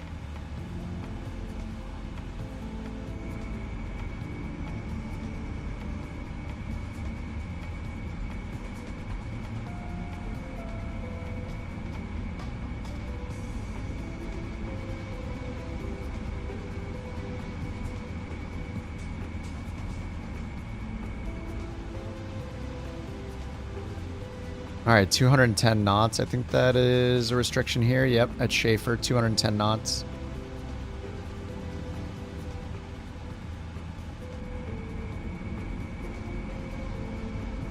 Nothing was responding. Yeah, it sounds like a WASM crash, but the plane was still floating around as if everything was fine, right? Like the sim didn't freeze. It's just you couldn't do anything in the plane. It sounds like a WASM crash. If you were flying an Builds plane, then it's probably a WASM crash. Especially if it was like the default A320. The last time I flew that, I had a WASM crash within like 30 minutes. They've fixed pretty much all the WASM crashes on the 350, but 350 is pretty solid now.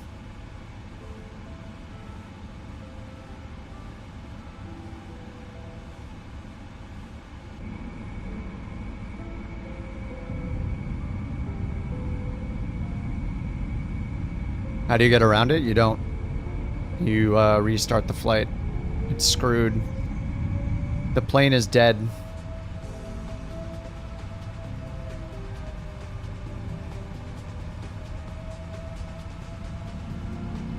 All right, I got 2,000 on our selected altitude for the approach here.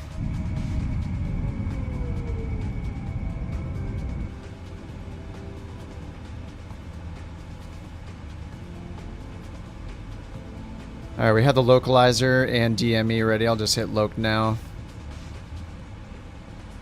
It gave us the visual. Alright, let's get the speed brake arms. Heavy. Descend, maintain 2,900 vectors for the approach. 2,900. Descend, maintain 2,900. Couch 323 So yeah, heavy. that's our Hannah waypoint right here, DME 8.8. And we're still on profile.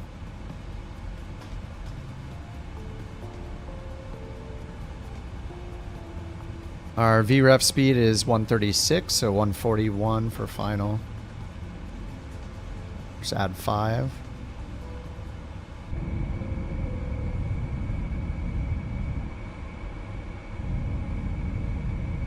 Thanks for the 50 likes on YouTube. Woo! We did it. Good job, bot. ATC gave you 10 right? Beyond ATC? Seems like we'll be landing with a little bit of a headwind. Yeah, 28 right, 3 knots. Headwind, 3 knots from the right.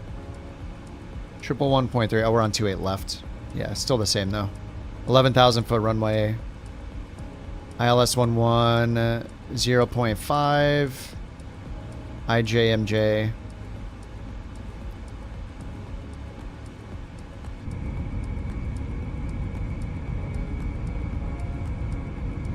What's up, AJ? Alright, we're turning to final.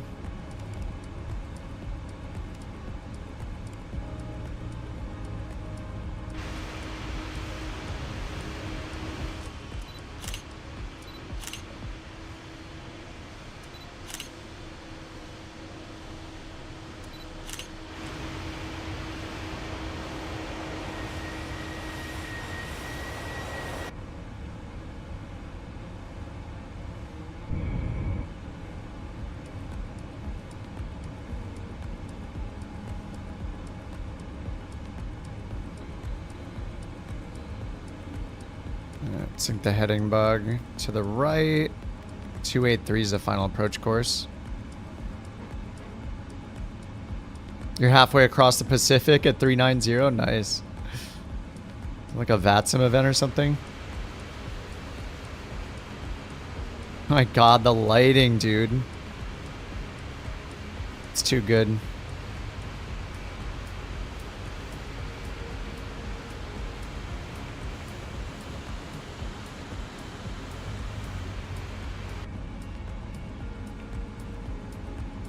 Alright, there's Loke. Couch tree 23 heavy. Airport is at your 1 o'clock, 16 miles. Report the field in sight. Yeah, right there. Field in sight, couch tree 23 heavy. Alright, we're on 28 left. Couch tree 23 heavy, cleared visual approach, runway 28 left. Alright, we'll hit approach, cleared visual. Cleared visual approach 28 left, couch 323 heavy. Alright. DME 12. Let's get flaps 1. And the slats out. Just chilling offline, nice.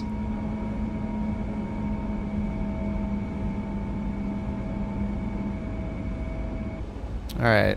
Hopefully no more failures, but we're as close as we're gonna get. Alright, let's go flaps 5.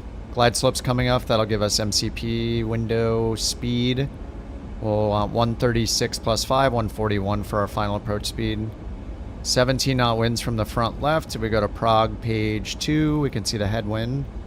First crosswind, so 14 knot headwind right now. Contact Portland Tower 123.775. The legs over here. Alright, we're on the glide slope. Over to Tower 123.775. Gear down and flaps 15. DME is 8.7. Portland Tower, couch 323 heavy, visual runway 28 left. Couch 323 heavy, Portland Tower, continue. Wilco, couch 323 heavy. Alright, 141 for the final speed. Sync the heading bug. Yeah, it's already good. Okay, go around is climbing left turn 4000 and direct UBG, which is Newburgh VOR.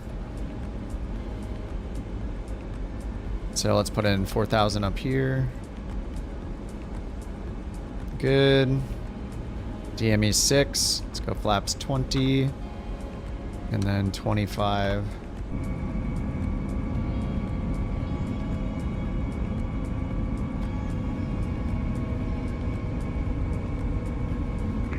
3408, contact Portland departure. Have a good afternoon. Contact Portland departure. SkyWest 3408. Alright, we got our VREF speed in. They cleared us for the visual approach. That checklist is done. Couch 323, heavy, wind 325 at 4, runway 28 left, cleared to land. Clear to land 28 left. 12 knot Runway headwind. 28 left, cleared to land. Couch 323 heavy. I'm gonna add a few knots because we're getting near our VREF speed. Landing lights are on.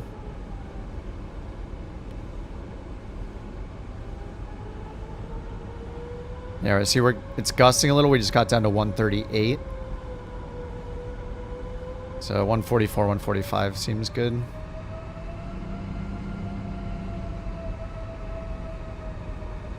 All right, 1200 AGL.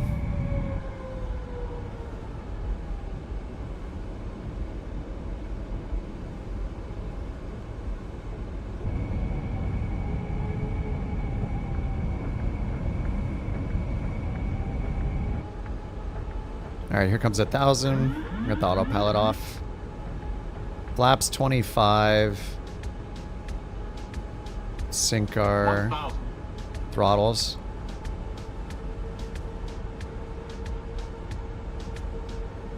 Get rid of the music.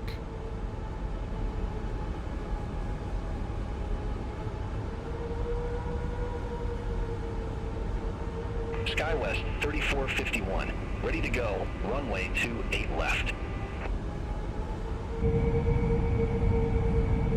SkyWest 3451, hold short of 28 left, arriving traffic.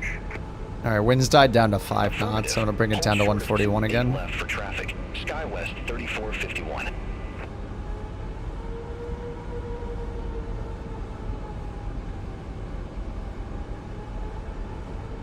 Approaching minimums. I just want to tell you both good luck. We're all counting on you. Thank you. Minimums.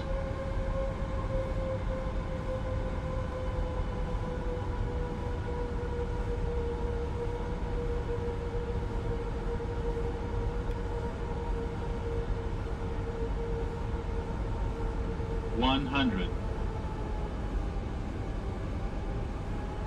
50, 30, 20, 10.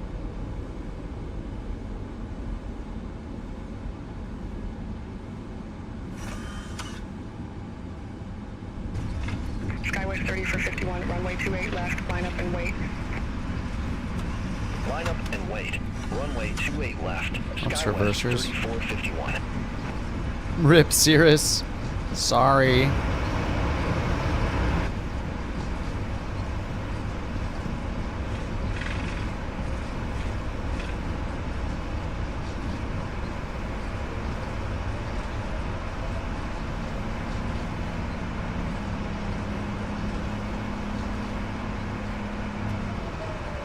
Couch 323 heavy, exit right at Bravo 1. Exit right at Bravo 1, couch 323 heavy. Uh-oh. Is this Bravo 1? No taxiway signs.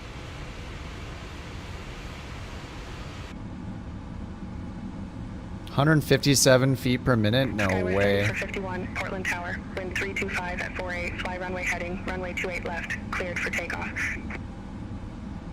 Fly runway heading. Runway 28 left. Cleared for takeoff. SkyWest 3451. Oh my god, we didn't get an engine fire. Whew. Couch 323 heavy, contact ground 121.9er. Alright, I'm gonna get the flaps back down for Ground 121.9er. the replay couch sake. 323 heavy. Let me save the flight over here first. Close the flight, get our rating. 9.82. Off centerline landing. Long landing. Rip 10. 1.17 Gs, 232 feet per minute on that one.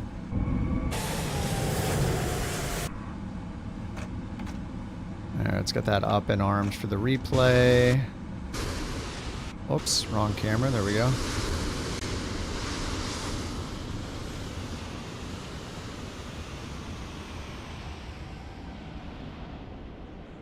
Alright, who's coming in still? Nico is down and then 321.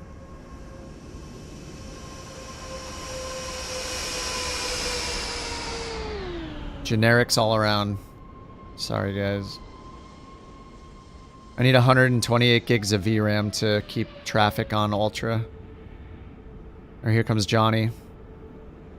F-22. It's replaced it with a generic medium. Just pretend like it's an F-22. Here comes Jack. A300. A330, sorry.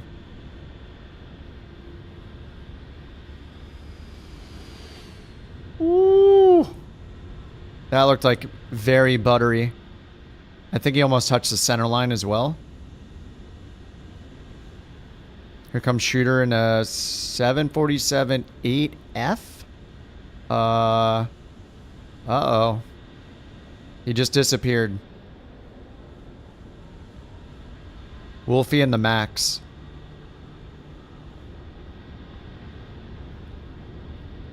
There's a Beyond ATC traffic behind him.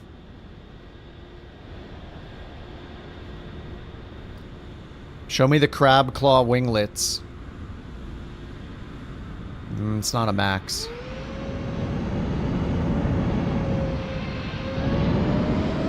It's the super generic. Still not a Max.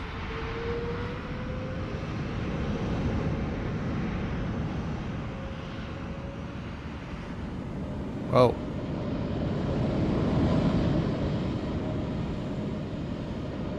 Whoa. We're having some network issues. Alright, that's Beyond ATC traffic. Alright, here's rookie. P46T.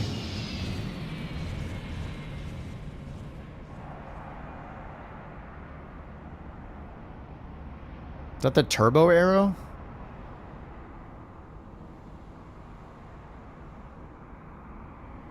Did you get the updates for the Just Flight planes?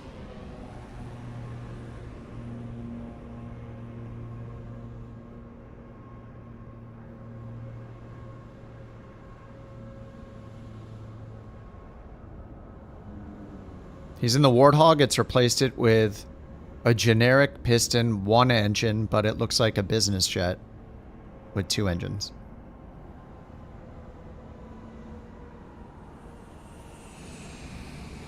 United 1561, gate Echo 3 taxi via Echo. I don't know how it decides how many plane models to load. Echo 3 via Echo. Kilo, United 1561. Alright, let's get to the replay.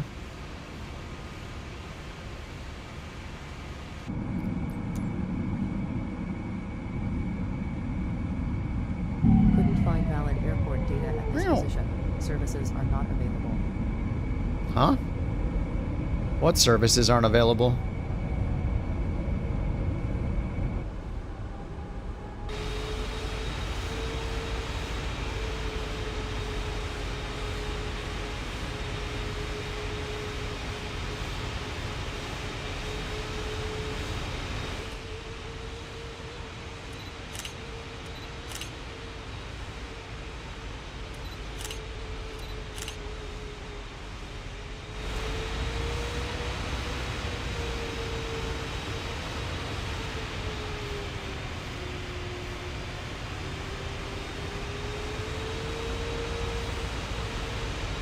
Alright, let me fast forward a little bit. Here, we'll start it right there.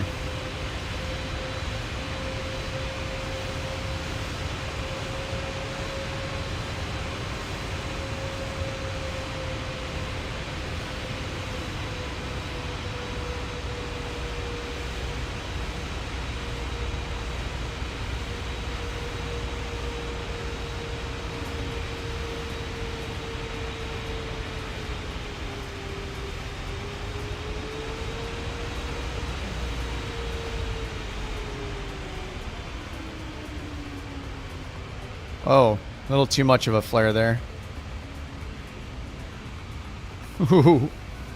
Oh, fail. Yeah, that was not great. I mean, it was soft, but center line was bad. Center line, not good at all.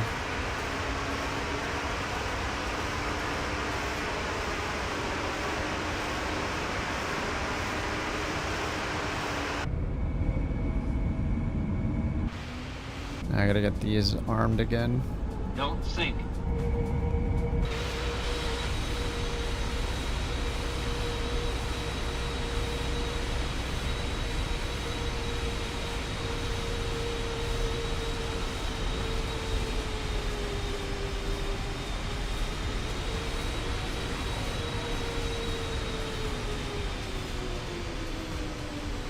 Alright, to end the night, I'm gonna raid Continuum because he's on right now on Twitch. I'm gonna take a break for a few hours. I'll probably be back on Twitch in a few hours to play a different game before I go to bed. But you guys on YouTube, there's my Twitch URL if you want to join the raid to raid Continuum. If you want to join us, hop over there. And then you guys on Twitch, I'll hit up, start the raid in a second. Alright, we need one more inside view.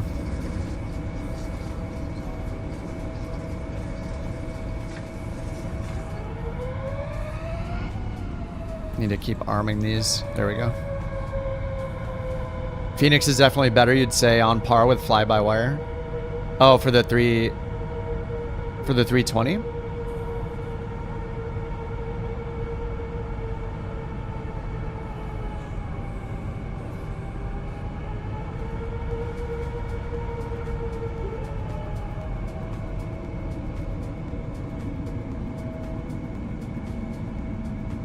Oh no! Conti's getting offline. Oh my god, he just got offline.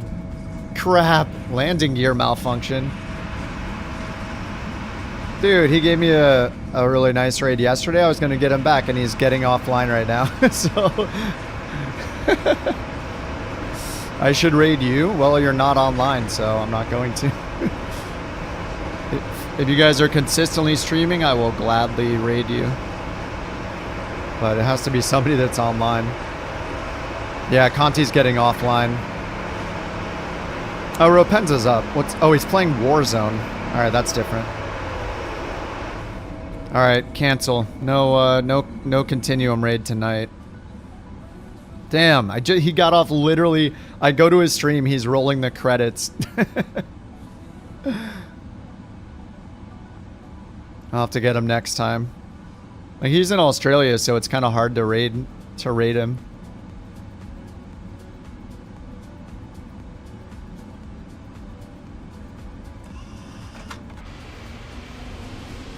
Alright, let me get over to the gate. Oh, Standard's here. What's up, Standard? Well, sorry for the fake out for you guys on YouTube. I'm tired of this, Grandpa. That's too damn bad. Accurate. Thanks for the bits, Tweak. Yeah, sorry for the fake out. I was like, oh good, I can raid Continuum. Comic Crazy? Let me see. Oh, Comic Crazy. Sightseeing Group Fly. Oh, nice. Biplanes in the Big Island Saturday Sunset Journey. Oh, nice. That sounds up our alley.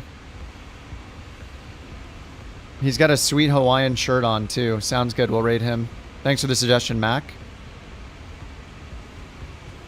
Alright, guys. Yeah, I'm going to take a break. I'll be... what time is it? 8? Yeah, we'll see if I get back on later. I might get back on for an hour or two, play some Tarkov just on the Twitch channel. So maybe I'll see you guys there later. Worst case scenario, I'll see you guys tomorrow. I might just do some more of this tomorrow. I want to do the random failures thing and get some catastrophic problems happening. Like, maybe I'll have to jump in the 320. So we can get a true, like, random failure option. Where it's, like, all possible failures in one button. That would be nice. Alright, we will raid Comic Crazy then. Based on Mac's suggestion. So if you guys want to raid him, click the button to join, and then we'll start the raid in just a minute. You could send him a bunch of crab emotes when you hop in. That should be our raid calling card, just a bunch of crabs. Here, you get crabs, you get crabs, you get crabs. Yeah, no CTDs today. There's 0. I don't know what happened. It's amazing. Arrow fire and the windsock are off, so yeah, it's a Christmas miracle. I don't know how it happened. I don't know how I got away with it. but it happened. We love to see it.